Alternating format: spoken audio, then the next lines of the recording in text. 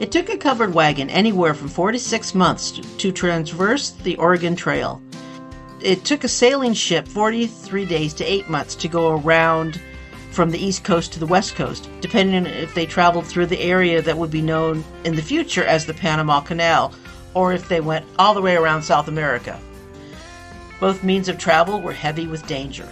Not only the government, but many in industry dreamed of a faster and less dangerous means of travel. During the Civil War, the railroads were controlled by the Union side. Fragmented routes were run by the Confederate, but they had nowhere near the financial or monetary structure the U.S. did.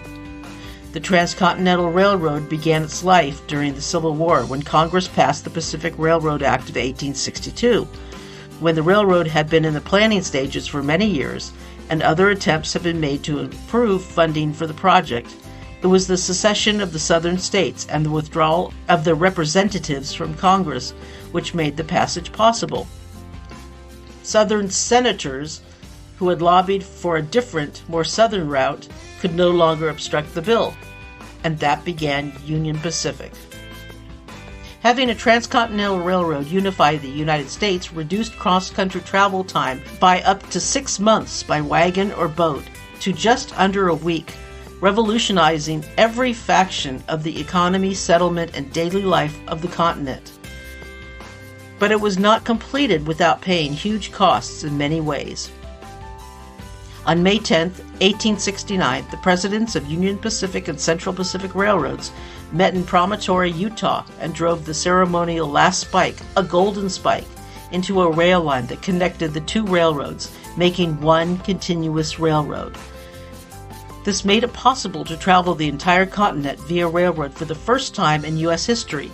No longer would western-bound travelers need to take the long and dangerous journey by wagon train. Since at least 1832, both eastern and frontier statesmen realized a need to connect the two coasts. It was not until 1853, though, that Congress appropriated funds to survey several routes for the Transcontinental Railroad. The actual building of the railroad would have to wait even longer, as north-south tensions prevented Congress from reaching an agreement on where the line would begin. During the 1850s, the desirability of constructing railroads that would connect the east and west coasts of the United States was there, but was thought to be merely a pipe dream because of the great distances between the coasts, the engineering obstacles, and the money necessary.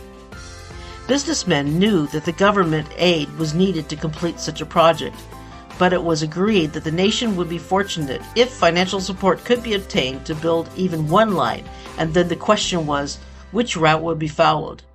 It was believed that this problem would resolve itself by the natural topography, and that one route would prove to be superior on the basis of its more desirable terrain and climate.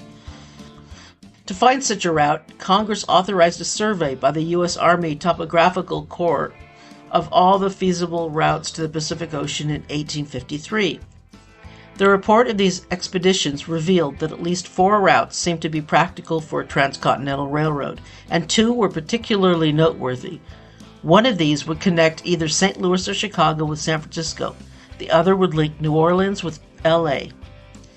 Southerners insisted on the desirability of the latter idea and pointed out that, unlike the northern route, would not traverse any unorganized territories. The Kansas-Nebraska Act of 1854, which organized these territories, was meant to answer the Southern challenge.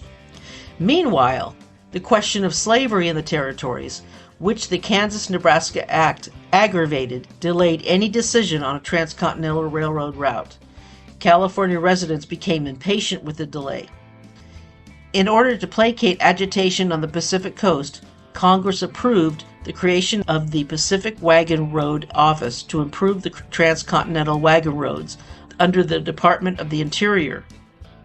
However, with the outbreak of Civil War in 1861, a railroad connection with California became more urgent. With Southern interest out of the federal government, which of the 2 locations where the line will be was quickly decided. 1 year into the Civil War, a Republican-controlled Congress passed the Pacific Railroad Act in 1862, guaranteeing public lands, grants, and loans to 2 railroads. Out of the different routes presented, the one that would start at St. Louis and end at San Francisco was chosen. Congress chose to build the transcontinental line, the Union Pacific and the Central Pacific. With these in hand, the railroads began work in 1866 from Omaha and Sacramento, forging a northern route across the country. In their eagerness for land, the two lines built right past each other, and the final meeting place had to be renegotiated. By the early 1860s, the time had come. The previous decade saw a significant increase in Americans moving west. Some went chasing riches after the California gold rush began in 1849, others for free land. And then there was the idea of manifest destiny, a popular belief of the time that the United States was destined to expand across North America, from the Atlantic to the Pacific. A railroad would make the journey faster, safer, and cheaper, and it would be a physical embodiment of the belief that the United States should stretch from sea to shining sea. Harsh winters, staggering summer heat, and the lawless rough-and-tumble conditions of newly settled western towns made conditions for the Union Pacific laborers, mainly Civil War vets of Irish descent, miserable. The overwhelming immigrant Chinese workforce of the Central Pacific also had its fair share of problems. The 12,000 to 20,000 Chinese mill immigrants made up 90% of the Central Pacific Railroad. The 12-hour workdays laying tracks over the Sierra Nevada mountains were brutal. Workers spent 12 hours a day, 6 days a week, manually carving routes through the harsh Sierra Nevada mountains using chisels, hammers, and black powder. They also received lower wages than their white counterparts. On more than one occasion, whole crews would be lost to avalanches or mishaps with explosives would leave several dead.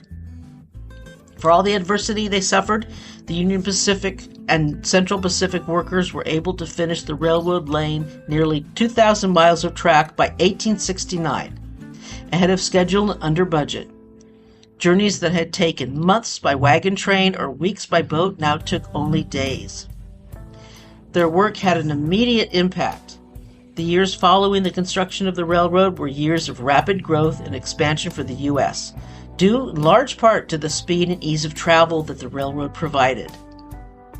Even with all the sweat and blood the Chinese workers gave to the building of the rail, they were intentionally excluded from the Golden Spike ceremonies. It will be many decades until they were on equal standings with their fellow Westerners. A resounding clang of a hammer striking the golden spike sent ripples of triumph across the crowd of dignitaries, workers, and onlookers gathered at Promontory Summit in Utah of May 10, 1869. Against the dusty plains and distant silhouette of the Wasatch Mountains, the final act of joining the Union Pacific and Central Pacific Railroads unfolded with both simplicity and grandeur. "Done," declared the telegraph sent out to mark the moment. The message sped across the wires, announcing to a waiting Union that America's East and West were now stitched together by train for the first time. As the New York Times reported the following day, the inhabitants of the Atlantic and the dwellers of the Pacific slope are henceforth emphatically one people. It was a moment that defined an era, a triumph of vision, ingenuity, and determination. The Transcontinental Railroad did more than connect two coasts. It rewrote the very geography of the nation. What had once been a grueling, perilous journey of over 100 days by wagon or ship was now reduced to just 6 days by rail. But the road to that day had been long and fraught with challenges.